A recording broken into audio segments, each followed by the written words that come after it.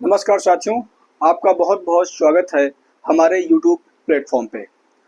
और जैसा कि आज हम चर्चा करने जा रहे हैं Uttar Pradesh police sub inspector भर्ती की, यानी यूपीएसआई। जैसा कि आपको विदित है कि Uttar Pradesh police recruitment and प्रोन्नति बोर्ड ने यूपीएसआई की 45-43 भर्तियों पर भर्ती निकाली है।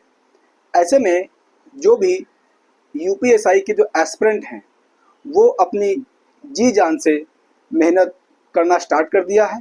और ऐसे में समय की मांग ये है कि आप जो भी आप प्रिपेयर कर रहे हैं अपनी कॉम्पिटिटिव एग्ज़ाम की, खासकर यूपीएसआई की, तो आपको कुछ चीज़ों के बारे में जानकारी होनी चाहिए, जिससे कि आपकी जो प्रिपरेशन है वो और ही आसान हो जाएगी और आपकी जो स्टडी मटेरियल है वो भी काफ़ी आसान हो जाएगा।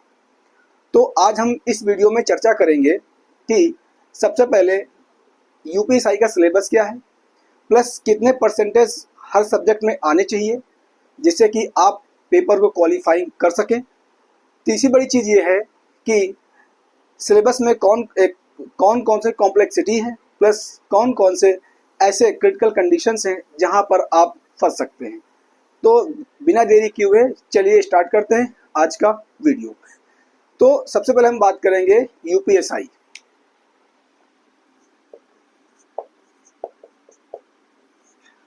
और हाँ मेरे प्यारे भाइयों दोस्तों, मैंने एक बैच लॉन्च करने जा रहा हूँ जिसका नाम है मिशन वर्दी। इस बैच में हम आपको यूपीएसआई के रिगार्डिंग, और चाहे वो हिंदी हो, चाहे वो जीके हो या वो रीजनिंग हो, हम इन टॉपिक पर बहुत ही गहन चर्चा करेंगे। हम इसमें बहुत ही आपको डीप स्टडी कराएंगे, जिससे कि ये 3 सब्जेक्ट में आप अच्छे नंबर ला करके अपने पेपर को क्वालिफाई करने की ओर आगे बढ़ सकते हैं।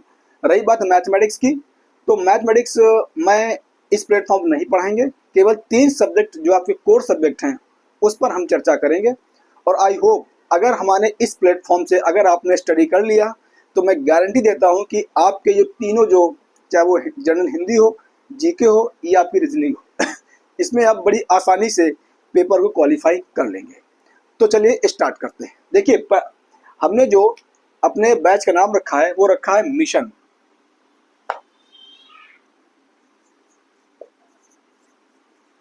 मिशन वर्दी। मिशन वर्दी इसके अकॉर्डिंग हम चर्चा करेंगे। ये जो मैंने बैच लॉन्च किया है इसके रिगार्डिंग यूपीएसआई की। अब बात करते हैं यूपीएसआई इस पे।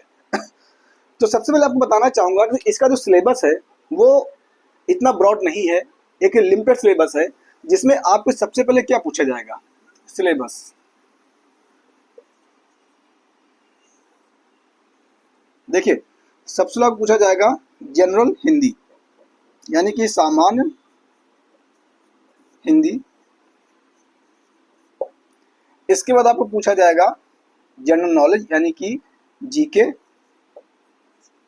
इसके बाद पूछा जाएगा आपका मैथमेटिक्स, और लास्ट में पूछा जाएगा आपका रीजनिंग। ठीक है, ये जो है ये 50 क्वेश्चन आएंगे, 100 नंबर का होगा। इसमें भी 50 नंबर 50 क्वेश्चन आएंगे, 100 नंबर का होगा। इसमें भी 50 क्वेश्चंस होंगे और 100 नंबर का होगा। और ये भी आपके 50 क्वेश्चंस होंगे और इसमें भी आपका 100 नंबर का होगा। 50-50 क्वेश्चंस प्रत्येक सब्जेक्ट से पूछे जाएंगे। इसमें आपको लगभग 35% यानी 35 नंबर से आपको पासिंग होना पड़ेगा, यानी कि 35 नंबर से। 35 हिंदी में, 35 जीके में, 35 मैथमेटिक्स में और 35 रीजनिंग में। जब आपने चारों सब्जेक्ट में अगर आप ये 35-35 नंबर ले आते हैं तो उसके बाद ये पेपर आपका क्वालिफाई माना जाएगा। लेकिन अगर आपने किसी एक सब्जेक्ट में अगर आप फेल होते हैं तो आई होप इसमें आप पास नहीं माने जाओगे। ठीक है, तो सबसे पहले बात रही इस क्या कहते हैं कि इस सिलेबस की, कि सबसे पहले आपको मैंने बताया कि मिशन वर्दी जो मेरा बैच स्टार्ट करेंगे, यूपीएसआई की जो भर्ती निकली है, उसके बाद में सिलेबस क्या है, सामान्य हिंदी है, जिसमें 50 question 100 number, GK 50 question 100 number, mathematics 50 question 100 number और रीजनिंग से 50 क्वेश्चन 100 नंबर। अब बात करते हैं कि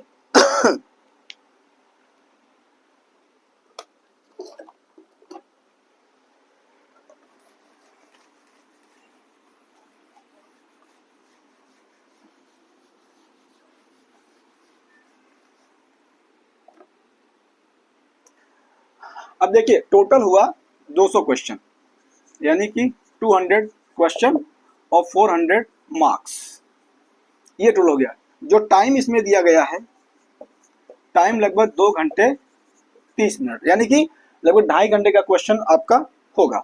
प्लस एग्जाम मोड होगा, जो एग्जाम मोड आपका होगा ऑनलाइन। ऑनलाइन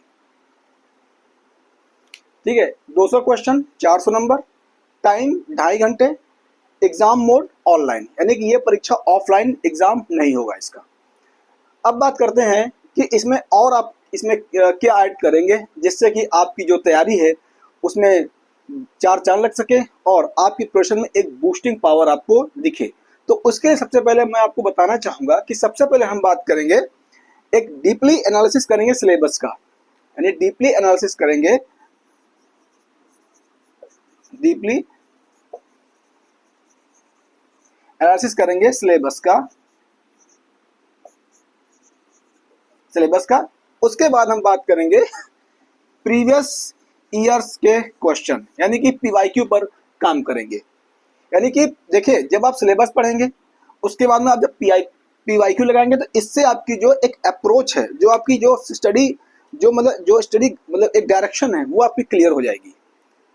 अगर आप पीवाईक्यू क्वेश्चन नहीं सॉल्व करते हैं तो आपकी जो स्टडी है, आपकी जो प्रिपरेशन है, आपकी जो स्ट्रेटजी है, वो कहीं ना कहीं थोड़ा बहुत इधर उधर रेलवे पटरी से उतर सकती है, रेलवे ट्रैक से उतर सकती है। तो आप अपनी तैयारी को एक बेहतर डायरेक्शन में ले जाएं। उसके ज़रूरी है कि आप सबसे पहले पीवाईक्यू क्वेश्चन को सॉल्व करें। उसके बाद हम मॉक टेस्ट पर काम करेंगे, मॉक टेस्ट पर काम करेंगे। हम इसमें आपको क्या क्या कवर कराएंगे मॉक टेस्ट में?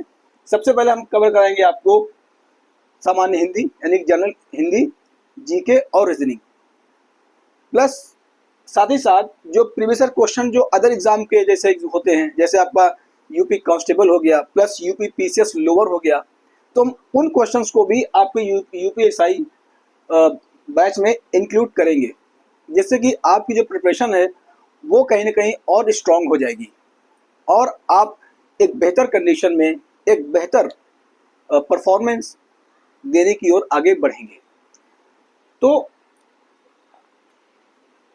अब एक बात आपको और बताना चाहूँगा कि देखिए, कोई भी एग्ज़ाम हो, चाहे वो नीट का एग्ज़ाम हो, चाहे यूपीएससी एग्ज़ाम हो, चाहे वो आपका पीसीएस एग्ज़ाम हो या आपका यूपीएससी एग्ज़ाम हो, जो भी इंडिया में एग्ज़ाम कंडक्ट किए जाते हैं उसमें आपको दो चीज़ का ध्यान रखना होता है।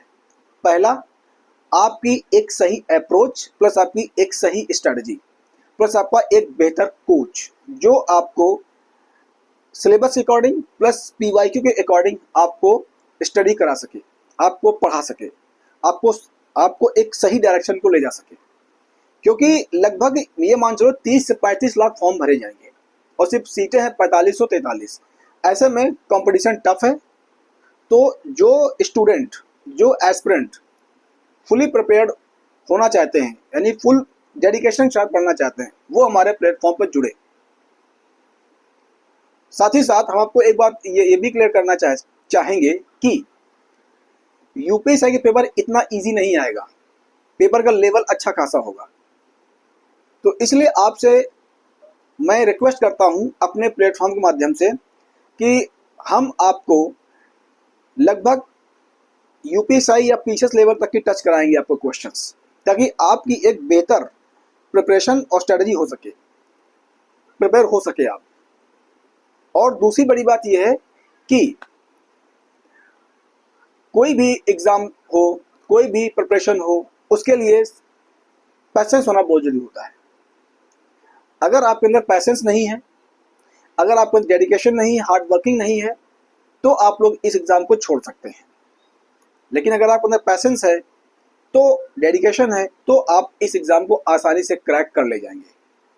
अब देखिए, ठीक है, अब जब जब आपका ये पूरा प्रोसेस हो जाएगा, उसके बाद नेक्स्ट स्टेज आपका आता है फिजिकल एलिजिबिलिटी टेस्ट, यानी कि पेट, जिसमें आपका फिजिकल टेस्ट होगा। अगर आप उस फिजिकल टेस्ट में क्रैक कर पाते हैं तो जो आगे का प्रोसेस है वो भी आपका कंडक्ट किया जाएगा। तो आई होप आपको जो भी मैंने यूपीएसआई के रिगार्डिंग जो भी प्रोसेस मैंने बताया है, आई होप आपको समझ में आया होगा। और अगर जो चीज़ें मुझसे छूटी जा रही हैं तो आप अपने कमेंट बॉक्स में, यानी आप कमेंट बॉक्स में कमेंट करके आप हमें सजेस्ट कर सकते हैं कि सर इसको मतलब इसकी तैयारी लेकर के हम और बेटर क्या कर सकते हैं और अच्छा क्या कर सकते हैं, जिससे कि हमारी जो प्रिपरेशन है उसमें और चार चांद लग जाए और इसमें इम्प्रूवमेंट आ जाए, इसमें और थोड़ा सुधार आ जाए और थोड़ा रिफॉर्म्स कर सकें। तो उसके लिए ज़रूरी है कि आपके कमेंट। तीसरी बात यह है कि यूपीएसआई का सपना बहुत स्टूडेंट पाले हुए हैं, अच्छी बात है, पालिए, सपने को पूरा कीजिए, अपने हार्ड वर्क के थ्रू, अपने डेडिकेशन थ्रू आप एग्ज़ाम को क्रैक कीजिए और एक बेहतर ईएसआई बन करके समाज को प्रोग्रेस की ओर ले जाइए। समाज को यानी सोसाइटी को आप एक नया डायरेक्शन दे सकते हैं,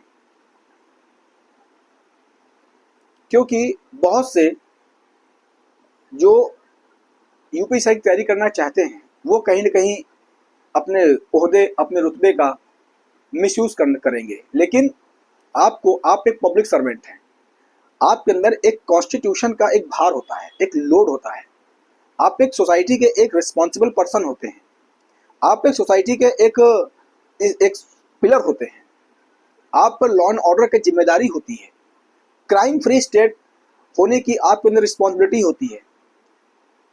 कहीं चोरी ना हो जाए, कहीं डकैती ना पड़ जाए, कहीं पर किसी का मर्डर ना हो, इस टाइप की जो भी इंसिडेंट सोसाइटी में होते हैं उनको आप रोकने का भरसक प्रयास करते हैं। जब भी कोई त्यौहार होता है, जब भी कोई फंक्शंस होते हैं, तो आप मुस्तैदी साथ खड़े होते हैं, कंधे से कंधा मिला के सोसाइटी का। तो आपको ये समझना होगा कि ये केवल एक जॉब नहीं है, ये केवल एक नौकरी नहीं है, ये जिम्मेदारी है, ये एक रिस्पॉन्सिबिलिटी है। और रिस्पॉन्सिबिलिटी कौन लेता है? जो यहाँ से मजबूत होता है, यानी जिसका जो एनालाइज पावर होता है वो अच्छा होता है, वही चीज़ें समझ पाएगा। तो हम आपको इस बैच में बताएंगे कि ये एनर्जी पावर कैसे डेवलप की जाएगी, कैसे हम इसमें इम्प्रूवमेंट कर सकते हैं। तो आई होप आपको वीडियो ज़रूर पसंद आएगा। प्लस आपसे रिक्वेस्ट है कि हमारे चैनल को ज़्यादा से ज़्यादा आप शेयर कीजिए और लाइक कर दीजिए, बस आप लाइक कर दीजिए और शेयर कर दीजिए। यही आपसे विनती है कि हमारे वीडियोस को आप जितना ज़्यादा शेयर करेंगे, जितना ज़्यादा आप लाइक करेंगे, उतना ही जो बहुत ही गरीब स्टूडेंट होगा जो तैयारी कर रहा होगा यूपीएसआई की, वहाँ तक हमारी आवाज़ पहुँच सकेगी, वहाँ तक हमारी जो बैच है, जो हमारे वीडियोस वहाँ तक पहुँच सकेंगे और वो भी कहीं ना कहीं लाभान्वित होगा, वो भी कहीं ना कहीं बेनिफिशियल होगा। तो इसके साथ आपका बहुत बहुत धन्यवाद। एक बार फिर से आप सभी को बहुत बहुत शुभकामनाएं। यूपीएसआई की आप सक्सेस हो इसमें। बहुत बहुत धन्यवाद। जय हिंद, जय भारत, वंदे मातरम।